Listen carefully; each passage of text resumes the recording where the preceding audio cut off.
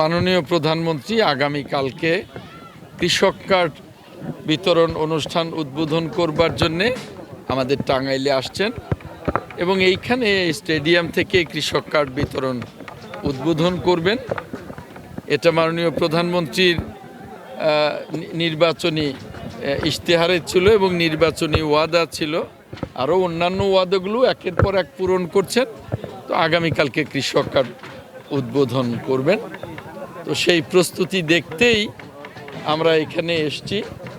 আমরা সারা দিনই এই প্রস্তুতি আমরা নিচ্ছি অনেক আগে থেকেই। আজকেও আমরা সারা দিন এখানে টাঙ্গাইলে অবস্থান করব এবং আগামীকালকে আশা করি খুব চমৎকারভাবে সুশৃঙ্খলভাবে মাননীয় প্রধানমন্ত্রী কৃষক কার্ড উদ্বোধন করবেন এবং এর পরে আরও অন্যান্য কর্মসূচি, কৃষি মেলা উদ্বোধন এবং আরও অন্যান্য কর্মসূচি উনি উদ্বোধন করে ঢাকায় ফিরে যাবেন।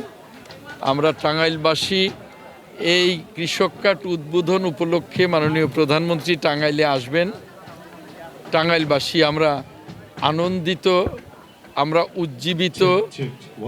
আমরা মনে করি যে এটা টাঙ্গাইলবাসীর জন্যে অনেক বড় একটা সম্মানের বিষয় যে এই কৃষক কার্ড উদ্বোধনী অনুষ্ঠানেই মাননীয় প্রধানমন্ত্রী টাঙ্গাইলে আসছেন।